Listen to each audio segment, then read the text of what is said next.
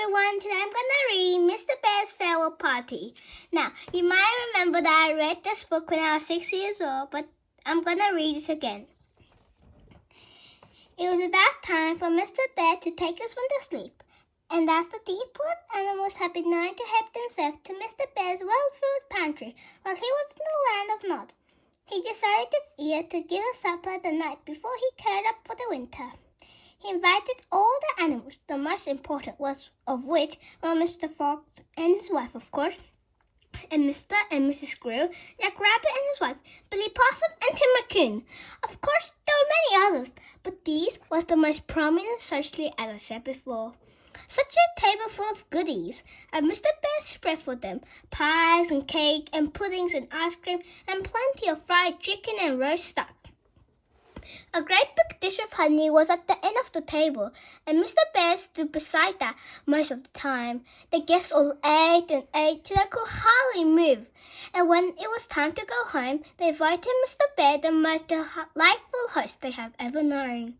One by one, the guests took their departure, and the Billy Possum and Tim Raccoon were the only ones left.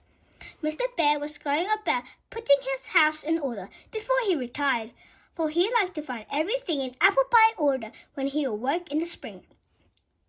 Billy Possum and Tim Raccoon were talking together all evening, but no one noticed them. They were also busily engaged at the table.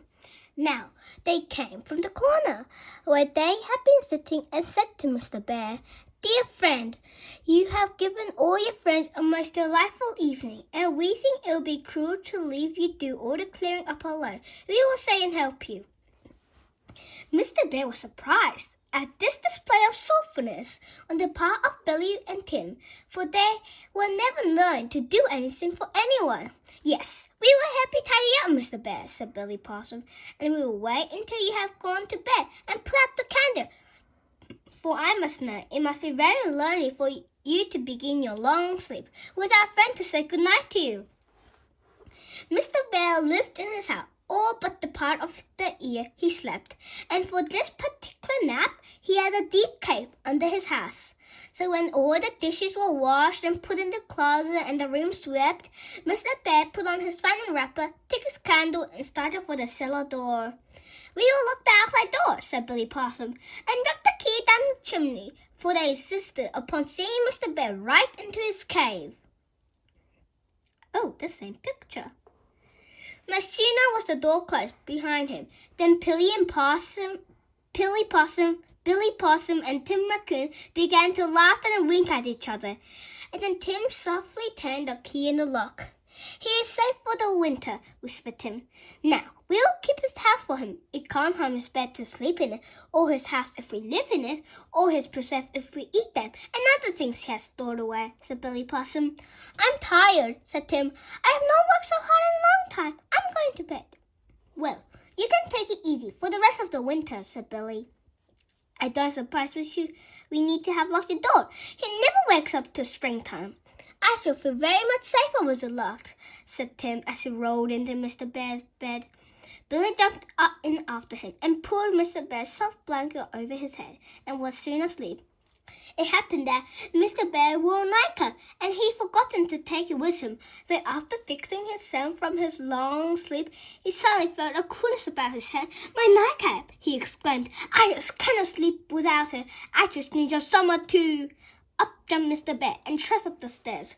"What is this?" he asked. He said, "They have locked the door. They must have made a mistake and locked this door as well as the outside one. Well, I'll have to break the lock." Mr. Bear placed his shoulder against the door and pushed, but Billy Possum and Tim Raccoon were sleeping too soundly for the noise to awaken them. Mr. Bear stopped when he came to the door of his bedroom. Was somebody in his nice soft bed? He looked closer, and on one head he saw his nightcap, for Billy Possum had put it on. Mr. Bear tiptoed to the bed and looked closer. He saw who was in his bed, and then he smiled a most unpleasant smile. He reached for Billy Possum, took him right by the top of the head, and pulled him out of bed. He then reached for Tim Raccoon and took him the same way, growling all the time. "Help! Help!" screamed Tim and Billy, thinking some dreadful creature was about to devour them. You can scream, you scamps, said Mr. Bear, shaking them into the teeth chattered. No one will come, and if they did, they could not help you. Take off my nightcap, Billy Possum. Billy untied the strings and took it off and laid the cat on the bed. Then he gave a groan and over he went on the floor, just as though he were dead. You can't fool me, Mr. Possum, said Mr. Bear. You may be able to fool Mr. Man or Mr. Dog, but not Mr. Bear. Get up this minute, or I'll throw a pail of cold water on you.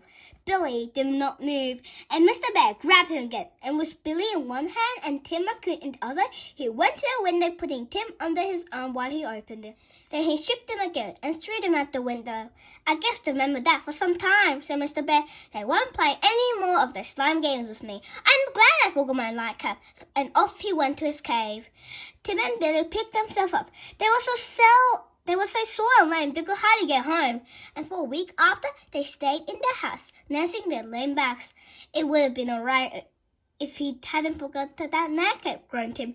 Yes, but he did forget to groan Billy Possum. I had no idea he had such a bad temper either. The end, and thanks for listening, and please press the subscribe button so you won't miss any of the new episodes. Bye!